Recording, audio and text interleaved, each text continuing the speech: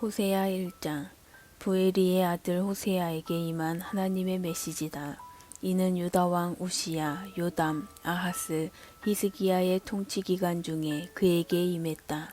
이 시기는 요아스의 아들 여로보암이 이스라엘의 왕으로 다스리던 때이기도 하다. 하나님께서 호세아에게 하신 첫 말씀은 이러하다. 너는 창녀 하나를 만나 그녀와 결혼하여라. 그리고 그 창녀에게서 자식을 낳아라. 이 나라 전체가 사창가가 되어버렸기 때문이다.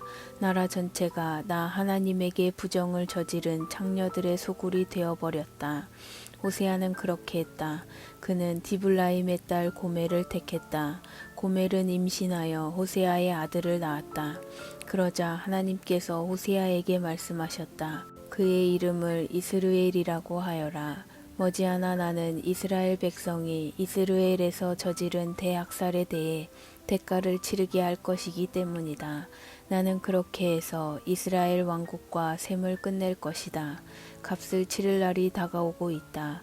내가 이스라엘 골짜기에서 이스라엘의 활과 화살들을 다 부서뜨리고 그것들을 땔감으로 삼을 것이다. 고멜이 다시 임신했다. 이번에 그녀는 딸을 낳았다. 하나님께서 호세아에게 말씀하셨다. 그 아이의 이름은 자비를 못 얻음이라고 하여라. 나는 이제 이스라엘이라는 말만 들어도 신물이 나기 때문이다. 내 자비는 동이 났다. 이제 더 이상의 용서는 없다. 하지만 유다는 다르다. 그들에게는 계속 자비를 베풀 참이다. 내가 그들을 구원할 것이다. 그들이 구원받는 것은 그들의 군비나 군대, 말과 사람의 힘 때문이 아니라 오직 그들의 하나님 때문이다. 자비를 못 얻음이 젖을 때자 고멜은 다시 임신하여 아들을 낳았다. 하나님께서 말씀하셨다. 그 아이의 이름을 아무것도 아닌 자라고 하여라. 너희는 내게 아무것도 아닌 자들이 되었고 나 하나님도 너희에게 아무것도 아닌 하나님이 되었기 때문이다. 그러나 장차 이스라엘은 인구가 폭발적으로 늘어 그 수가 바닷가의 모래알같이 될 것이다. 전에 아무것도 아닌 자라고 불렸던 바로 그곳에서 그들은 하나님의 귀한 자로 불리게 될 것이다. 유다의 모든 자들과 이스라엘의 모든 자들이 한 백성이 되어 함께 모일 것이다. 그들은 한 사람을 그들의 지도자로 세울 것이다. 그 무엇도 그들을 막을 수 없으리라. 그들은 이스라엘에서 위대한 날을 맞을 것이다. 호세아 2장. 너희 형제들의 이름을 하나님의 귀한 자로 고쳐 불러라. 너희 자매들의 이름을 자비를 얻은 자로 고쳐 불러라. 너희 어머니를 법정으로 끌어내라. 그녀를 고발하여라. 그녀는 더 이상 내 아내가 아니고 나는 더 이상 그녀의 남편이 아니다.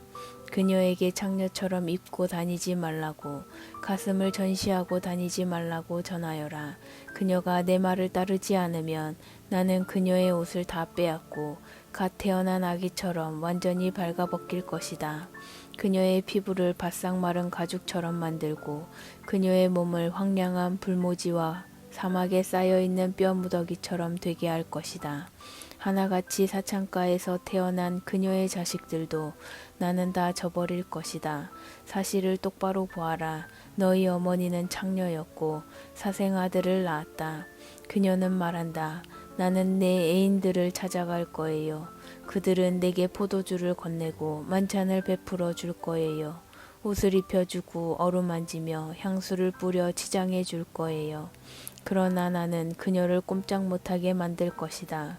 그녀를 엉겅퀴 밭에 던지고 막다른 뒷골목에 내다버릴 것이다. 그녀는 애인들을 사냥하러 나서겠지만 하나도 건지지 못할 것이다. 위를 보나 아래를 보나 하나도 낚지 못할 것이다. 그제야 그녀는 말하리라. 남편에게 내 첫남자였던 그에게 돌아가야겠어요. 이렇게 사는 것보다는 그때가 훨씬 나았으니까. 그녀는 몰랐다. 그동안 그녀에게 포도주를 건네고 만찬을 베풀며 아름답게 단장시킨 이가 다름 아닌 나였다는 것을. 그녀가 광란의 바알 파티에서 허비해버린 그 세련된 옷과 보석들을 건넨 이가 다름 아닌 나였다는 사실을 말이다. 나는 곧 그녀를 재판에 불러낼 것이다.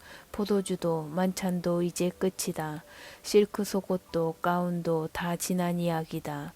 나는 그녀의 음부가 노출되게 만들 것이며 그녀 곁에서 하룻밤 애인 행세하던 자들도 그녀를 돕지 못할 것이다. 이제 파티는 끝났다. 내가 다 멈추게 할 것이다. 광란의 주말, 성스러움과 거리가 먼 축제일을 모두 멈추게 할 것이다. 그녀가 화대받아 산 것들이라고 자랑하던 사치스러운 정원과 화려한 분수들을 내가 다 부서뜨릴 것이다. 그것들은 들깨나 들고양이가 와서 먹을 것을 찾는 쓰레기 더미가 될 것이다. 나는 난잡한 종교에 탐닉한 그녀가 대가를 치르게 할 것이다. 육욕을 쫓는 바알 숭배, 그에 따르기 마련인 그 모든 난잡한 성생활, 나는 안중에도 없이 한껏 꾸미고 남자들을 쫓아다닌 일에 대한 대가 말이다. 하나님의 메시지다. 이제 내가 하려는 일은 이것이다. 나는 처음부터 다시 시작하려고 한다. 그녀를 다시 광야로 데려갈 것이다. 우리가 첫 데이트를 했던 곳으로. 나는 거기서 그녀에게 구애하며 장미 꽃다발을 선물할 것이다. 비탄의 골짜기를 희망의 땅으로 바꾸어 놓을 것이다. 그러면 그녀는 어린 소녀였을 적 그랬던 것처럼, 막 이집트에서 나왔을 적 그랬던 것처럼 나를 대할 것이다. 계속 이어지는 하나님의 메시지다. 그때는 내가 나를 서방님하고 부를 것이다. 다시는 나를 주인님이라 부르지 않을 것이다. 나는 비누로 너의 입을 깨끗이 씻기고 입가에 묻은 더러운 거짓 신들의 이름을 말끔히 지워 다시는 내가 그 이름들을 속삭이지 않게 할 것이다. 또 너와 들짐승과 새와 파충류들 사이에 평화 조약을 체결하고 모든 전쟁 무기를 모조리 없앨 것이다. 생각해 보아라. 짐승과 악당들로부터 괴롭힘 당하지 않는 삶을.